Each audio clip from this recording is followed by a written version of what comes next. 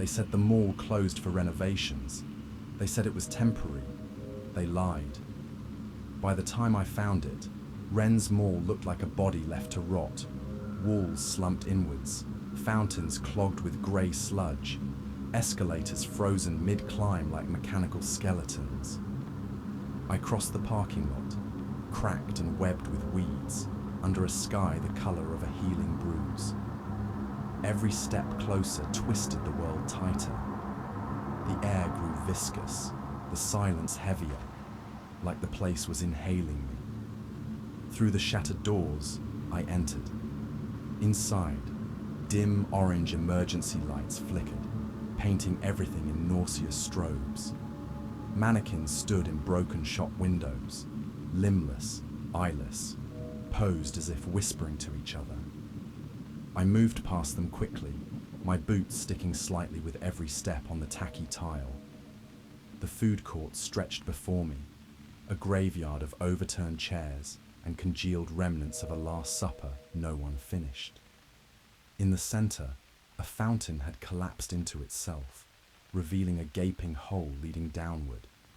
From there, a damp fungal smell leaked up, and something else, something coppery.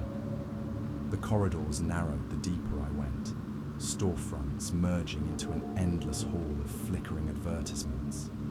Sale, 50% off, one day only. But the mannequins inside were wrong now. They moved slightly when I looked away.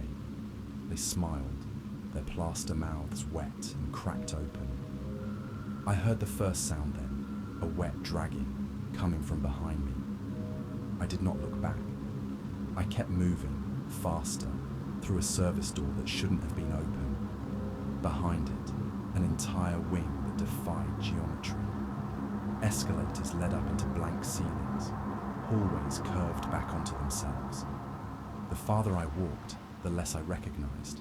My footprints smeared backward in the dust. At the center of the impossible mall stood a carousel, turning, slow, without music. Its horses were misshapen.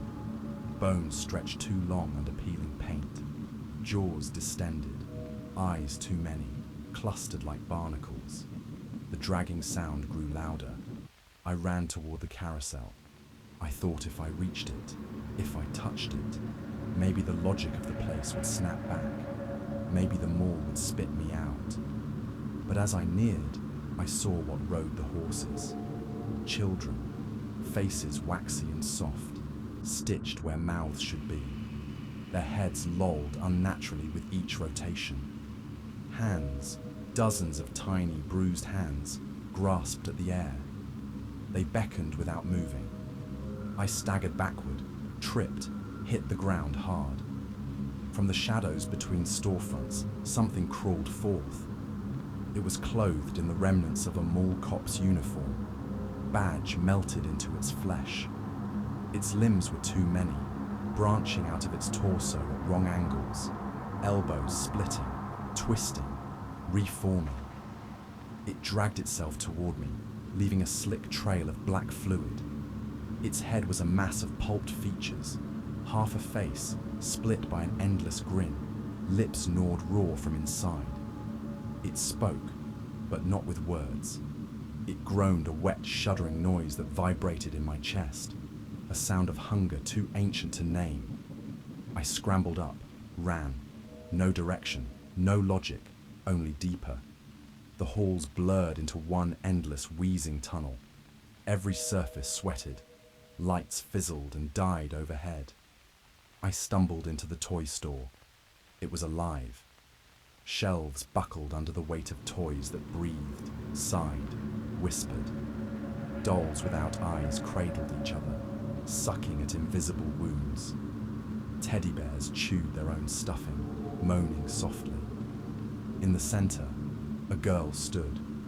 She wore a birthday crown made of rusted nails. Her dress was stitched from mall security uniforms. Her hands clutched a balloon, sagging and mottled like rotting skin. She smiled, her mouth stretching too far, cracking at the corners.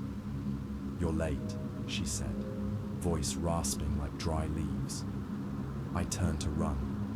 The mannequins blocked the doorway, alive, smiling. The girl stepped closer.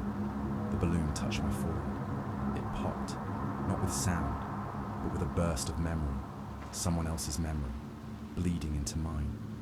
I saw the mall's grand opening, shiny, new, full of life.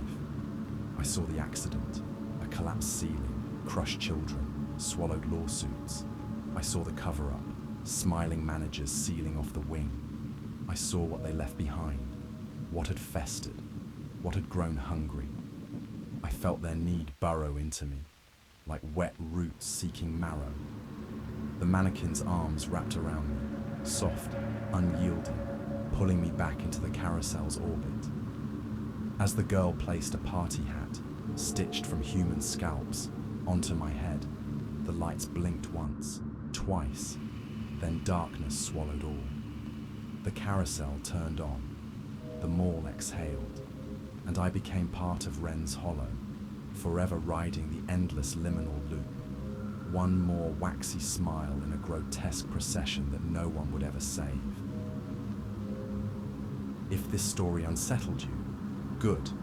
That means it found its way into the quiet corners of your mind. Leave a like to let it know you heard it, and subscribe if you want to hear the next voice calling from the dark. Some stories are patient, some are already waiting. Choose carefully what you listen to next.